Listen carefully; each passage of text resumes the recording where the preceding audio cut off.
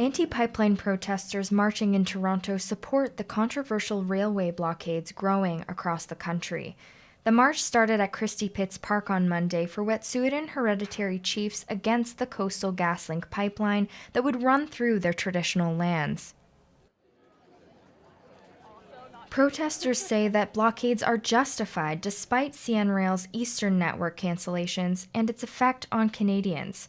They feel they have the right to protest peacefully. I think this is the only way that the government will take a hard look at what we're talking about.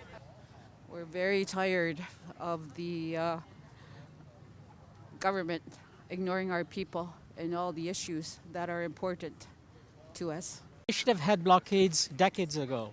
It's not only the Wet'suwet'en, but all First Nations who have sovereign land and unceded territory. We are guests here. In a press release on Saturday, CN said it's gotten help from law enforcement and has court orders to end the illegal blockades due to concerns about safety.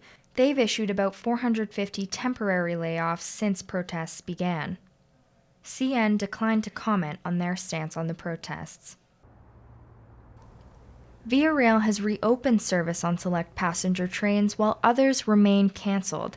They've announced they will temporarily lay off 1,000 employees due to the cancellations.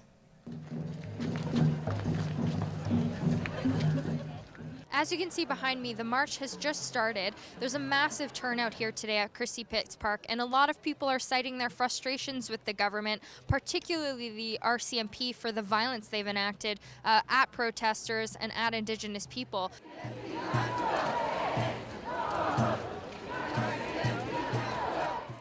RCMP have arrested 28 people this month while enforcing an injunction for the Coastal GasLink pipeline project.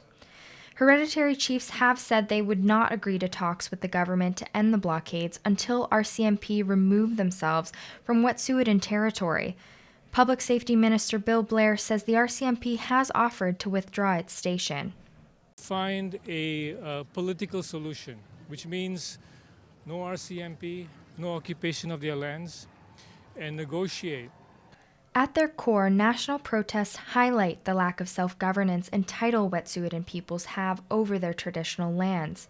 The Toronto March adds pressure on the government this week to take action on reconciliation efforts and issues that have lasted more than a century.